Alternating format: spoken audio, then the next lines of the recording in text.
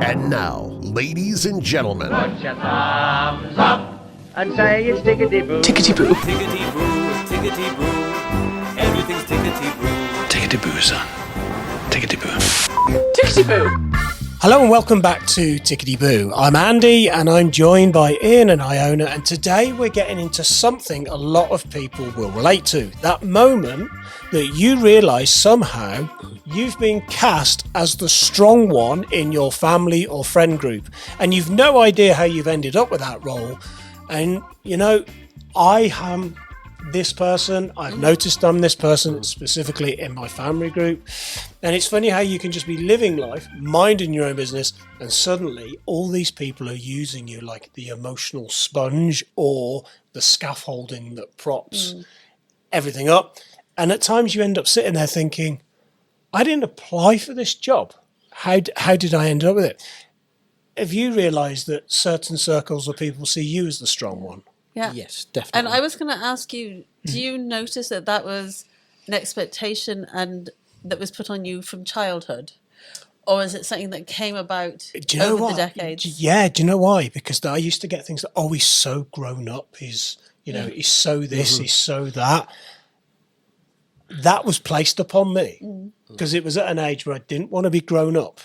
I was forced to grow up in certain situations, so you end up taking up on stuff that you don't want to do. And then you've got that unconscious label, haven't you? And you just start to conform to it. And you just get on with it. It's only when you just said that, this coin just went ding in welcome. my head. Yeah, no, seriously. Well, the reason I asked you is because I recognised that in my childhood because I was the eldest of my siblings. Yeah. And I was always told, you should know better. So if we would all start fighting, and I was also responsible for taking care of them when we went to my father's because my parents divorced in the 70s. So I was the strong one by default because I was the eldest. It was a birthright, apparently. Right. Yeah, I can. So is this a habit? Or is it a survival strategy? Both, Okay. I think. Ian? For me, definitely. I'd say both and learnt behaviour. Right. Yeah. Yeah, I mean, so in our house, I was around the middle. So I'm one of 7, and I'm 4th from the top, or from the oldest. And the other 2, well, they're quite unique characters. So we'll move on. And then. I'm only laughing because I know who they are. and then my other brother was always cast as protector, because it was pretty rough, and we come from a barracks town in the 70s and moved to Birmingham because we were basically chased out by racists, and it wasn't smooth running. Mum and Dad worked round the clock. Obviously they had a big family and they'd bought this big house that they were struggling to keep. So they would literally always be at work. We also had people with learning disabilities stay with us as part of the care in the community. Anyway, my older brother, the one just older than me, he was cast as protector. So his line was always protector. So that's what he did, and that role would then take him off to get into a bit of trouble later on with his fighting and his scrapping, and I was the sensible one, the one that looked after everybody. At 11 years old, no word of a lie, I was a signatory on Mum and Dad's bank account. So my older brothers would drive me to the bank and I'd do the banking and do all this stuff while Mum and Dad were at work. And that was at 11 years old. So, Wow. So I'd come home, I'd pick the younger ones up from primary school, I'd walk down there, I'd cook them tea. I'd certainly take my turn at doing that. And this is where, so I could understand why the family... You were an adult before you were an adult. The parent. Yeah. You were a parent, really. You weren't. You were never really a child. Yeah. So I'd never sort of gone out and learnt in my own way how to be an adult. I was very directly told what I needed to do in order to conform as the adult that needed to be in the place at the time. So that was why I was always typecast as that one. And then you needed to be strong back then, and that's just stuck. Yeah. And then because my older brother was off doing his things and great. Now, as it goes, as we've all grown up, that's all changed. We're all, Yeah, we all get there eventually. Well, most of us get there eventually. You The know, one so- thing I don't know if you can relate to this. I can. And it's not a criticism, but it's a massive observation. When you've been shoehorned into that position of you're the strong one, you're the capable one, no one checks in on you. Oh, Yes. absolutely. Definitely. And there's been times in life where I've been absolutely battered and I'm there serving others, and you get really resentful and everyone goes, are you all right? Do you know why some of that reason is? Looking at you, Mr. Andrew, is because you do it quietly. Yeah. So, and the only time, because you sit back and you're the strong one and you just take all this on quietly, and quietly, and quietly, then all of a sudden, the handle on that bucket that's full of everybody else's crap just gets heavy and it's too heavy to break, and it breaks. Well, you share then- after the fact. Oh, yeah, this has and just then- happened. I'd say in the recent years, I've only really been able to turn around and go, I would really like to help, but I've got so much on at the moment. I don't have capacity. That's a really good one for our listeners. I wouldn't have been able to do that in the past. But do you know what? They all survive. They all figure it out. They all sort it. So... But I think we're all guilty of that, of Yeah. looking at people and going, they're really strong, they can really achieve. But that's a bad assumption to fall into, because the strong people struggle as well. They have exactly the same problems and the same worries. Yeah. But when they're carrying the weight of the world of everyone else's issues as well, it gets heavy, doesn't it? Yeah. It gets really heavy. And part of being the strong one as well is when I became a single mum for the second time, it was like, it was also wrapped up in survival. I have to do this, but like, I'm a single mum. I've got to like provide for my son. Like, it was like, right, I'm in survival mode. So I had to be strong. And then I know that a friend of mine, this couple, they just thought I was really busy having the best life, doing my thing. I know everybody. I wasn't being sociable. I was at home. I was taking care of the home, doing the work that I needed to do. Nobody thought that, oh, I wonder if she's okay. But everybody assumed I was busy with somebody else.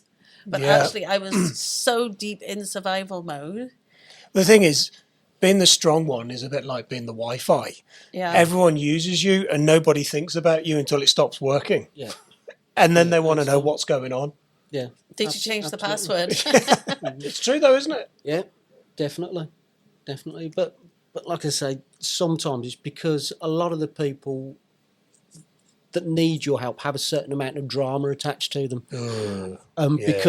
Because you don't do drama and you don't. So when I get a text message from you, and not as distressing, and that's not, but you need to let off steam. An SOS. Yeah, you need to let off steam. Yeah. I think.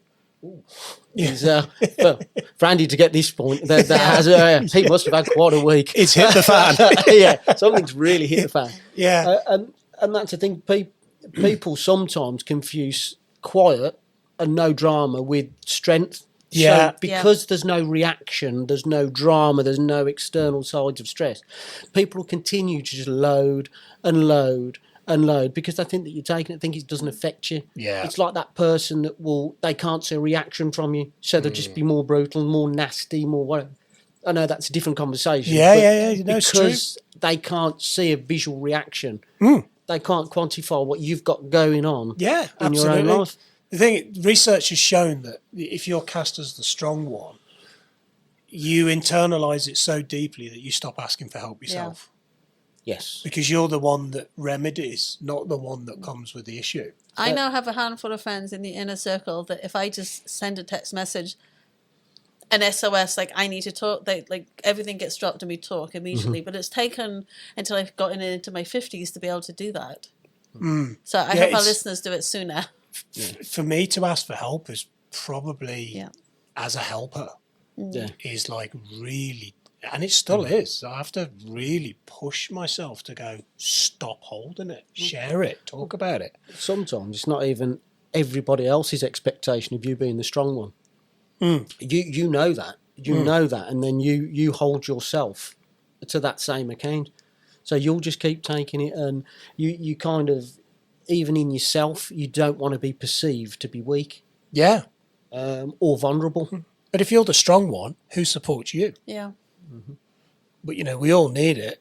Where were we taught or shown that we're the one that has to hold everything together? And the biggest question is, who are the real people in your life who will show up if you stop pretending you're okay? Yeah.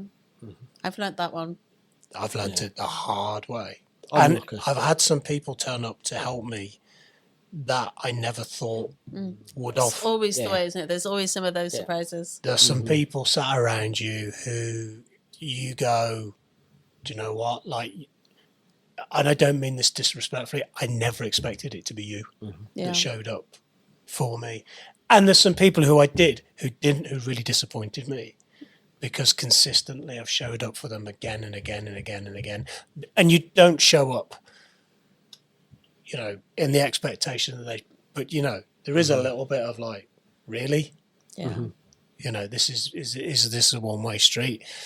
I think the reminder for the people of this episode is strong people do need space to have a wobble now and again. Yes. You know, that's, you know, and if you are one of those strong ones, stop it.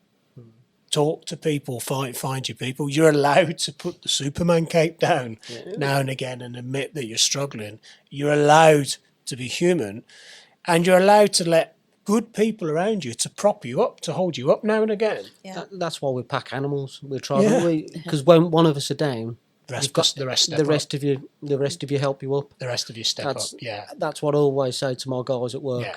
That's what. I think there'll be people that step up in ways you wouldn't believe, but you have to let them know.